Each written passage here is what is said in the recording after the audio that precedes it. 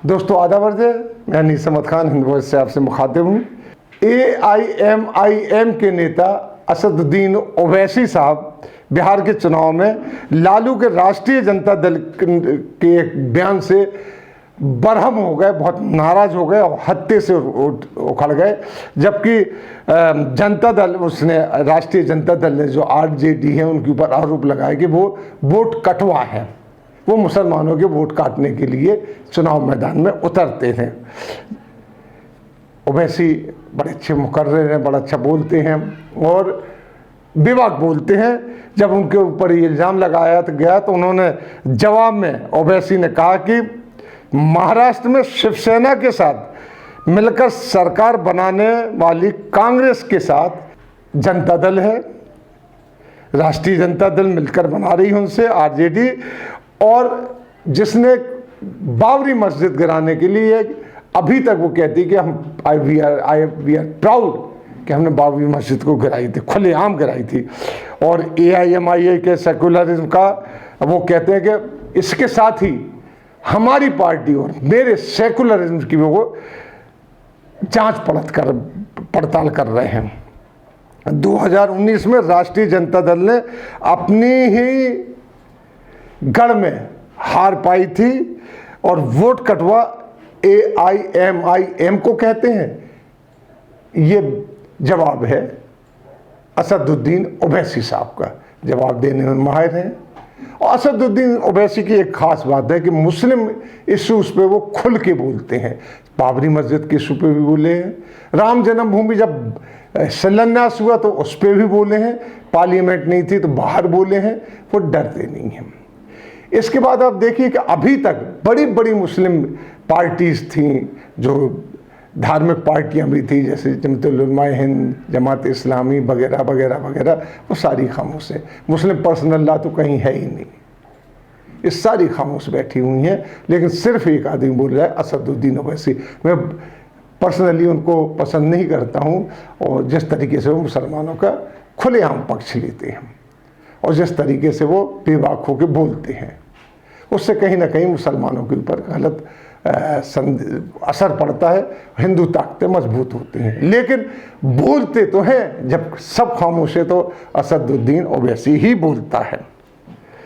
इसी के साथ में हम खबर में बढ़ने से पहले आपसे अपील करना चाहते हैं कि आप हिंद वॉइस देख रहे हैं तो ज़्यादा से ज़्यादा इसको सब्सक्राइब कीजिए, ज़्यादा से ज़्यादा अपने दोस्तों को दिखाइए और कहिए कि इसको सब्सक्राइब करें, और Paytm पे कुछ भी इमदाद हो हमें आप भेजने के कष्ट कीजिए, हमारे लिए कि तबर्रुक के बराबर होगा। इसी के साथ हम आगे बढ़ते हैं।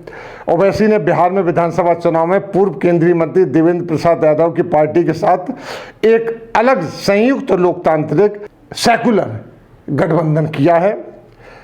ओवैसी ये कहना है कि लालू की राष्ट्रीय जनता दल की गलत नीतियों के कारण बिहार में भाजपा चुनाव जीतती है। ये राष्ट्रीय जनता दल है, लालू की जो गलत नीतियां लाई है शुरू से लेकर अब तक, कि बिहार को एंट्री मिल गई है, माफ़ कीजिए, बिहार में BJP को एंट्री मिली। ओवैसी का कहना है कि रजदा जदयू कांग्रेस के एजेंट है।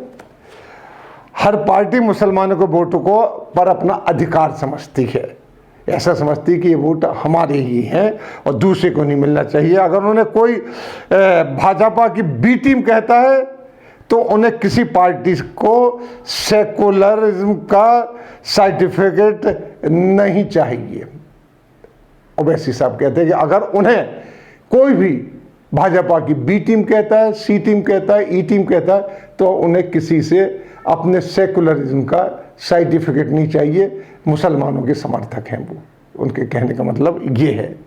ओवैसी की पार्टी ने 2015 में बिहार में 6 सीटों पर चुनाव लड़ा था और 6 की 6 सीटों पर हार गई थी, एक भी सीट पर उन्हें सफलता नहीं मिली थी। लेकिन 2017-18 में जो चुनाव हुआ उसमें उन्होंने विधानसभा का लड़ा और किशनगंज से उनकी पार्टी ने 1 सीट पर जीत हासिल की।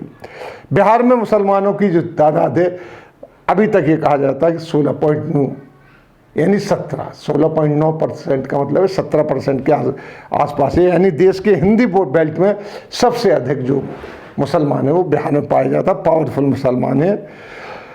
लगभग 47 सीटों पर जो है विधानसभा की सीटों पर ये जो मुसलमान है वो डिसाइडिंग फैक्टर है। 243 जो विधानसभा की सीटें हैं उसके 43 सीटों पर डिसाइडिंग फैक्टर होना एक बहुत बड़ी बात है। इन 47 सीटों में से 40 से 20% तक मुसलमान की पॉपुलेशन और जनसंख्या है और रहता है मुसलमान वहाँ पे। 210 की चुनाव की से हम अब आकलन करते कि 10 साल में बहुत कुछ वहाँ पे बदल गया है। तो अगर उनको आंकड़ों का देखा जाए तो 40% मुसलमान आबादी वाले क्षेत्रों की 11 सीटों में से एनडीए 5 पर जीती थी, जिनमें 4 बीजेपी की और 1 लालू की थी। एक जदयू को मिली थी कोसी और सीमांचल के इलाके में की थी जो मिली थी।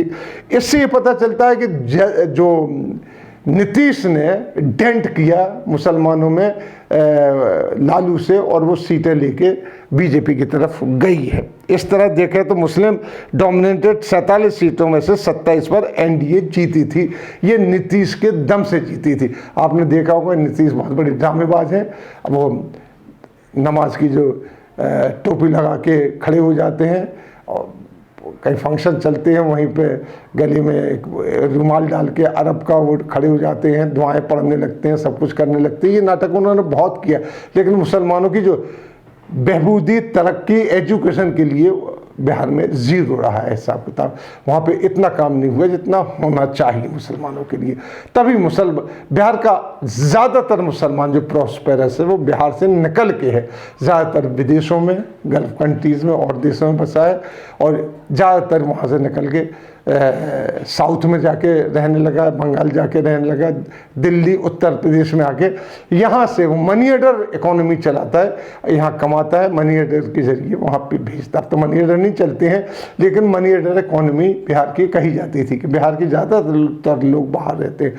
और नीतीश ने अपने 10 साल की जो कार्यकाल में उसमें कोई बिहार में तरक्की नहीं की, सिर्फ जुबानी कहा। उन्होंने एक चीज़ ज़रूर की कि वो जदयू से अलग हुए, लालू की पार्टी से अलग हुए और उन्होंने बीजेपी के साथ मिलकर अपनी पार्टी बना ली, जबकि बीजेपी में उनको कोई जगह नहीं मिल रही थी। और यहाँ तक होता था कि एक बार जब एक फंक्शन में गए गुजरात में, वहाँ पर शपथ समारोह था भाजपा की सरकार का, मोदी जी भी थे, तो उनको बैठने के लिए सीट भी नहीं दी गई थी। ये बाकायदा ऑन रिकॉर्ड है इस चीज़ को। इसके बाद 10 साल में अगर आप देखें तो मुसलमानों के बीच में बहुत कुछ घटा है, बहुत कुछ बड़ा है। दंगों की बातें नहीं कर रहा हूँ, लेकिन 3 तलाक का मुद्दा आया, सीए पे मुसलमानों का जो दमनकारी नीति चल रही उसका मुद्दा आया, धारा 370 का मुद्दा आया है और उसके ज़रिए पूरे मुसलमानों को डराया गया कि हम कुछ भी कर सकते हैं। यहाँ वहीं नीतीश प्लस एनडीए से मुसलमान कट गया है। इस वक्त अगर देखा जाए तो मुसलमान इस वक्त हर किसी से कटा हुआ है, क्योंकि सीएए में मुसलमान का साथ किसी ने नहीं दिया। ये हकीकत है। लोग वहाँ कहते रहे, ज़ुबानी जमा खर्च तो किया है, सोशल ऑर्गेनाइजेशन से साथ दिया है, पढ़े लिखे हिंदुओं ने साथ दिया है, लेकिन किसी पॉलिटिकल पार्टी ने साथ नहीं दिया है। चाहे वो आम आदमी पार्टी हो, आम आदमी पार्टी ने भी साथ नहीं दिए, चाहे कोई भी पार्टी। आम आदमी पार्टी ने तो ये भी इल्ज़ाम लगा दिया कि जो शाहीन बाग का कार्यक्रम चला है वो पैसे से चला है, उसको पैसे की फंडिंग हुई, उससे चला नहीं। हमारी मुसलमान औरतें जो वहाँ बैठी थी, सर्दी में पानी बरस रहा था, उसमें बैठी थी, वो पैसा लेके बैठी थी। इनको सोचना चाहिए कैसी बातें कर रहे हैं। बीजेपी तो कुछ भी बोलती है ही, योगी जी तो कुछ भी बोलेंगे ही, अमित शाह जी कुछ भी बोलेंगे, वो करंट लगाएंगे, लेकिन ये आम आदमी पार्टी ने कहा था, मुसलमानों को किसी ने साथ नहीं दिया था। और बिहार में मुसलमानों की जो रुझान है न रजदा के साथ है न कांग्रेस के गठबंधन की तरफ है। इसी को देखते हुए 22 मुस्लिम बहुल सीटों की 32 विधानसभा सीटों पर ओवैसी ने ताल ठोकी है। हालांकि फिलहाल 32 सीटों में से 1/3 पर एनडीए कब्जा किए बैठी है। देखना है कि नाराज मुस्लिम वोट की ओवैसी कैसे सेंध लगाते हैं और कैसे अपनी तरफ ले जाते हैं, जैसे किशनगंज में उन्होंने किया है।